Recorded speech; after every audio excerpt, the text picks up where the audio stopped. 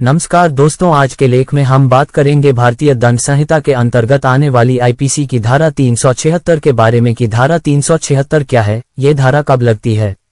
IPC section 376 के मामले में सजा और बचाव का क्या प्रावधान है और रेप के इस केस में जमानत कैसे मिलती है।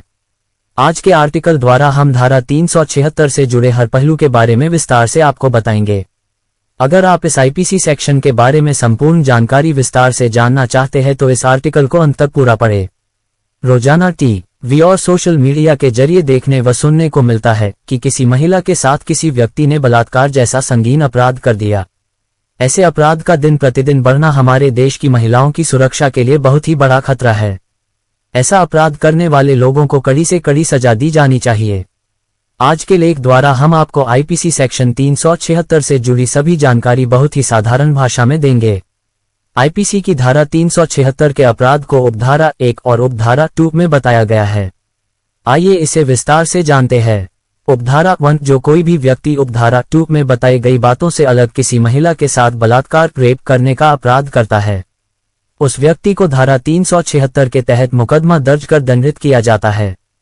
उपधारा 2, धारा 376 की उपधारा 376 में बताया गया है कि यदि कोई पुलिस अधिकारी अपने थाने की सीमा के अंदर या कोई सरकारी कर्मचारी अपने पद और शक्ति का गलत उपयोग करके किसी महिला के साथ दुष्कर्म करता है तो वह भी बलात्कार का दोषी माना जाएगा, जिसमें बलात्कार की धारा 376 के तहत कार्यवाही करके कठोर से कठोर सजा देने का प्रावधान है। ये कानून अस्पताल, महिला सुधार गृहों व अन्य सरकारी कार्यालयों में काम करने वाले कर्मचारियों पर भी लागू होता है। आईपीसी की धारा 376 में आपराधिक कानून संशोधन अधिनियम 2013 द्वारा पेश किए गए परिवर्तन।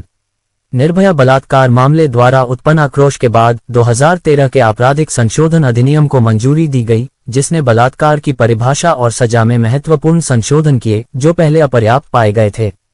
महिलाओं के खिलाफ बलात्कार और अन्य अपराधों को संबोधित करने के लिए एक कानूनी ढांचा विकसित करने में विधायिका के विचार के प्रस्तावों को इकट्ठा करने के लिए न्यायमूर्ति वर्मा समिति की स्थापना की गई थी। कम समय में समिति को लगभग 80,000 सिफारिशें प्राप्त हुईं, जिन पर विचार विमर्श किया जाना था। तथाकथित नागरिक समाज के कार्यकर्ताओं, वकीलों, गैर सरकारी संगठनों और अन्य सदस्यों ने ये सिफारिशें भेजी थीं। प्रस्ताव एक अध्यादेश ऑर्डिनेंस के रूप में बनाए गए थे क्योंकि विधायिका ने संशोधित अधिनियम की शुरुआत को रोकते हुए इसे स्थगित कर दिया था। अधिनियम ने आईपीसी की धारा 375 में परिभाषित बलात्कार की परिभाषा को व्यापक बनाया। अध्यादेश के तहत बलात्कार के अपराध को एक व्यापक परिभाषा दी गई थी, जिसमें पीड़ित के शरीर के किसी भी क्षेत्र में किसी भी प्रकार के प्रवेश को शामिल किया गया था। दृश्यरतिकता वायरिज्म धारा 354C को भी संशोधन द्वारा अपराध बनाया गया था, जो पहले भारतीय दंड संहिता के तहत अपराध नहीं था। तस्वीरों, फिल्मों या मीडिया के अन्य रूपों की रिकॉर्डिंग या देखने वाले व्यक्ति की अनुमति के बिना उनमें चित्रित या प्रदर्शित किए जाने को दृश्यरतिकता के रूप में जाना जाता है। धारा 376(2) की उपधारा 1 में सूचीबद्ध परिस्थितियों के अलावा अन्य सभी परिस्थितियों में एक महिला के साथ बलात्कार के लिए दंड को संबोधित करती है। ऐसी परिस्थितियों में सजा कम से कम 7 साल की अवधि के लिए कठोर कारावास थी, जिसे आजीवन कारावास और जुर्माना तक बढ़ाया जा सकता है। उपधारा 2 पुलिस अधिकारियों, लोक सेवकों, सशस्त्र बलों, आर्म्ड फोर्सेज के सदस्यों और अन्य लोगों द्वारा एक महिला के साथ बलात्कार के लिए दंड को संबोधित करती है। जुर्माने के साथ आजीवन कारावास यानी उसके शेष जीवन के लिए कारावास या कम से कम 10 साल तक की जेल की संभावना है।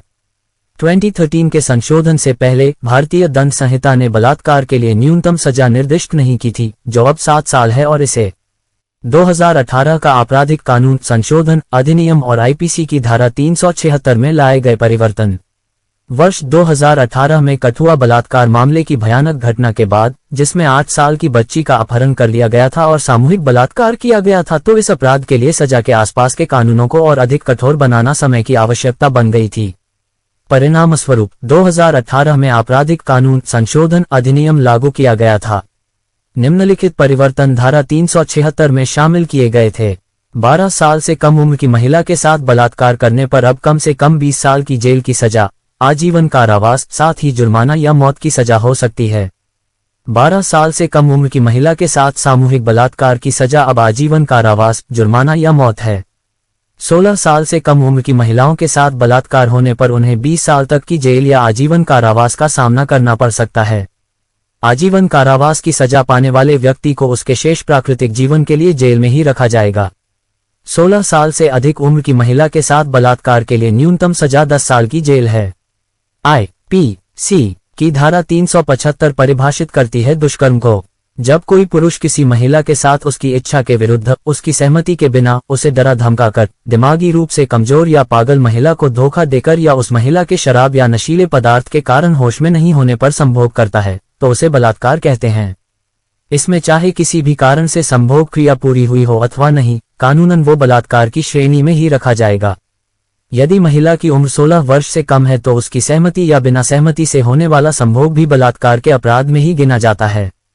इस अपराध को अलग अलग हालात और श्रेणी के हिसाब से भारतीय दंड संहिता में इसे धारा 376, 376 क, 376 ख, 376 ग, 376 घ के रूप में विभाजित किया गया है। ये कानून प्रत्येक स्थिति में लागू होता है। भारतीय दंड संहिता की धारा 376 की उपधारा 2 के अनुसार ये बताया गया है कि कोई पुलिस अधिकारी पुलिस थाने परिसर की सीमा के अंदर और बाहर या कोई सरकारी कर्मचारी अपने पद और आधिकारिक या शासकीय शक्ति और स्थिति का दुरुपयोग महिला अधिकारी या कर्मचारी के साथ संभोग करेगा तो वह भी बलात्कार ही माना जाएगा। ये कानून जेल, चिकित्सालय, राजकीय कार्यालयों, बाल एवं महिला सुधार गृहों पर भी लागू होता है। इस प्रकार के सभी बलात्कार के दोषियों को कठोर कारावास की अधिकतम सजा हो सकती है जिसकी अवधि 10 वर्ष या उससे अधिक हो सकती है, या आजीवन कारावास और जुर्माने से भी दंडित किया जा सकता है। क्या केवल धारा 376 में ही बलात्कार की सजा दी गई है? भारतीय दंड संहिता 1860 में बलात्कार के दोषी के लिए धारा 376 में कड़ी सजा का प्रावधान दिया गया है, किंतु कई परिस्थितियां ऐसी भी होती हैं जहां धारा 376 की सभी शर्तें पूर्ण नहीं होती हैं। तब ऐसी अवस्था में भारतीय दंड संहिता में आपराधिक कानून संशोधन अधिनियम 2013 के तहत कुछ अन्य धाराओं का प्रावधान दिया गया है, जिससे यदि किसी व्यक्ति ने किसी भी प्रकार से बलात्कार जैसे संगीन अपराध को अंजाम दिया है तो वह अपराधी किसी भी तरह से बच न सके और न्यायालय द्वारा उसे कड़ी से कड़ी सजा प्रदान की जाए। तो आइए जानते हैं कि धारा 376 के अतिरिक्त वह और कौन सी धारा हैं।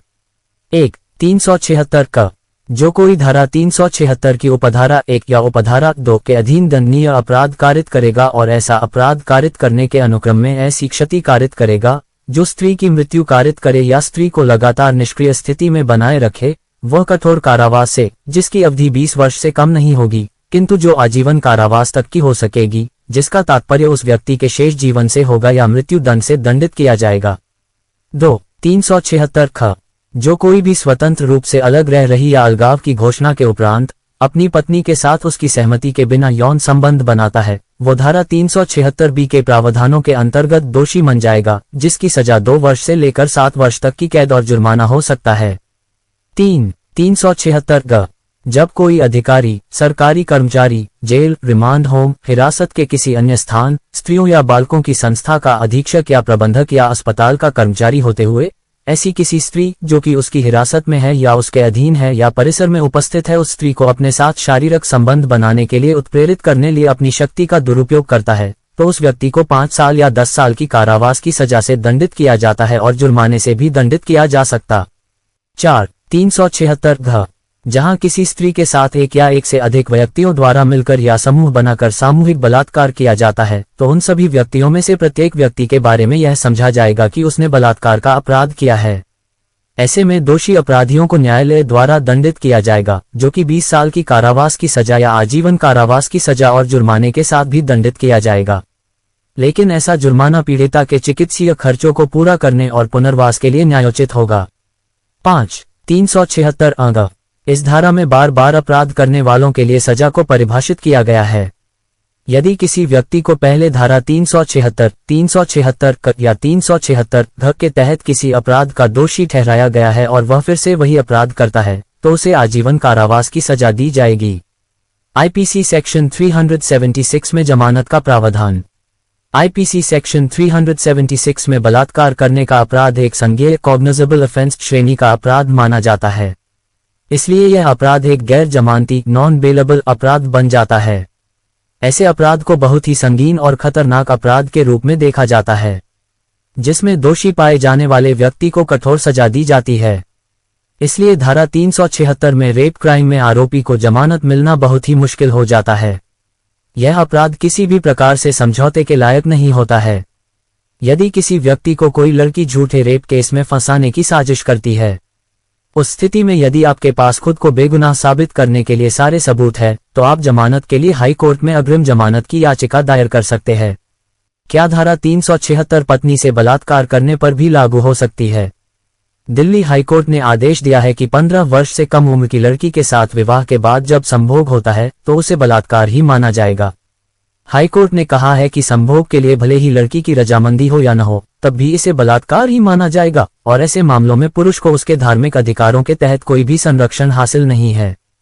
तत्कालीन मुख्य न्यायाधीश के सीकरी की अध्यक्षता वाली 3 सदस्यीय पीठ का कहना था कि 15 वर्ष से कम उम्र की पत्नी के साथ संभोग IPC की धारा 376 के तहत एक अपराध है। इस कानून के विषय में कोई अपवाद नहीं हो सकता है और इसे सख्ती से लागू किया जाना चाहिए। यदि संबंध आपसी सहमति से बना है तो बलात्कार की श्रेणी में नहीं आएगा। बॉम्बे हाईकोर्ट ने अपने एक आदेश में कहा था कि अगर कोई शिक्षित और 18 वर्ष से अधिक उम्र की लड़की रिलेशनशिप में किसी पुरुष के साथ अपनी सहमति से संबंध बनाती है तो रिश्ते खराब होने के बाद वह उस व्यक्ति पर बलात्कार का आरोप नहीं लगा सकती है। कोर्ट ने यह भी कहा है, चूंकि अपने समाज में यौन संबंध बनाना सही नहीं माना जाता है, तब भी यदि कोई महिला यौन संबंधों के लिए अपने प्रेमी या उस व्यक्ति से जिससे वह यौन संबंध बना रही है से इनकार नहीं करती है तो फिर उसे आपसी सहमति से बनाया गया यौन संबंध ही माना जाएगा। बलात्कार पीड़ितों को सहायता, सुप्रीम कोर्ट के दिशा निर्देश। दिल्ली घरेलू कामकाजी महिला फोरम बनाम भारत संघ 1995-1 में सर्वोच्च न्यायालय ने पाया कि बलात्कार के मामलों में जांच एजेंसी के साथ साथ अधीनस्थ अदालतें कभी कभी अभियोजिका के प्रति पूरी तरह से उदासीन रवैया अपनाती हैं और इसलिए ये कोर्ट ने रेप पीड़िताओं की मदद के लिए ये निर्देश जारी किए हैं। यौन उत्पीड़न के मामलों की शिकायतकर्ताओं को कानूनी प्रतिनिधित्व प्रदान किया जाना चाहिए। किसी ऐसे व्यक्ति का होना महत्वपूर्ण है जो आपराधिक न्याय प्रणाली से अच्छी तरह परिचित हो।